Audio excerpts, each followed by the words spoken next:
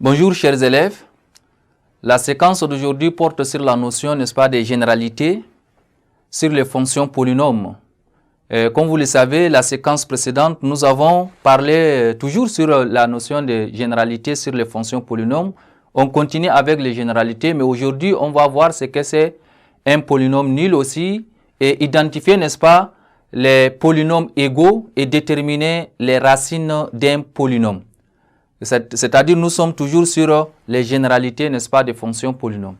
Eh bien, très rapidement, si nous partons, n'est-ce pas, au théorème qui parle, n'est-ce pas, sur le polynôme nul, c'est-à-dire définir un polynôme nul, on va d'abord, dans un premier temps, parler de notre polynôme qu'on a dit, la séquence précédente, on a dit, le polynôme peut s'écrire sous cette forme-là, plus a(-1) x à la puissance n-1 plus a1x plus a0, ça c'est le polynôme. Et maintenant, si le p de x est égal sous cette forme-là est un polynôme, et quand je dis p de x est égal à 0, ça veut dire quoi? Ça veut dire que les éléments an égal à an-1 égal à an plutôt, qui est égal aussi à A0, tout ça égale à quoi? Égal à 0. Donc, tous les éléments, ici, nous donnent 0. Autrement dit, le p de x égale à 0 de façon plus explicite. Ce théorème peut s'énoncer, n'est-ce pas, comme suit.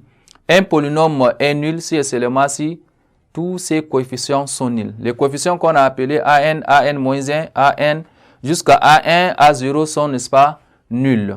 Maintenant, le théorème sur le polynôme égaux. Comment est-ce que vous pouvez démontrer que des polynômes sont égaux? Prenons des polynômes.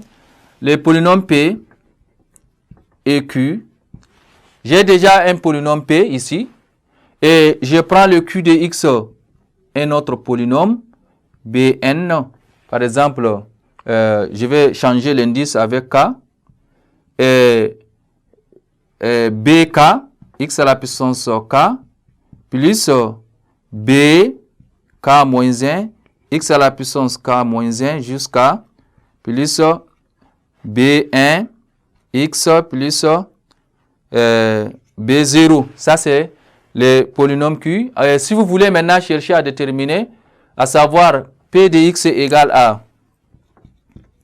Q de X, alors, lorsque les deux polynômes-là sont égaux, si et seulement si ils ont, n'est-ce pas, les mêmes degrés, ou bien les coefficients des termes des mêmes degrés sont égaux. En d'autres termes, si vous avez P de x égale à Q de x, ça veut dire que on va égaliser les K à N. N égale à K. Ou bien N-1 égale à K-1. Comme ça, vous avez démontré que le Q de x égale à P de x. Eh bien, c'est aussi une conséquence de la propriété fondamentale, puisqu'un polynôme peut être écrit de façon unique sous forme réduite et ordonnée suivant les puissances décroissantes de x. Définition des racines d'un polynôme, on appelle racine, on dit que alpha est une racine, n'est-ce pas, de p lorsque p de alpha là égale à 0. Et là, si vous êtes devant un polynôme, et qu'on vous dit, voilà un réel et la solution de ce polynôme, il suffit tout simplement de calculer l'image de ce polynôme. Et si ça vous a donné 0, vous pouvez aussi dire que ce réel-là est la racine, n'est-ce pas, de ce polynôme-là. Voilà, chers élèves, ainsi prend fin la séquence d'aujourd'hui et à la séquence prochaine.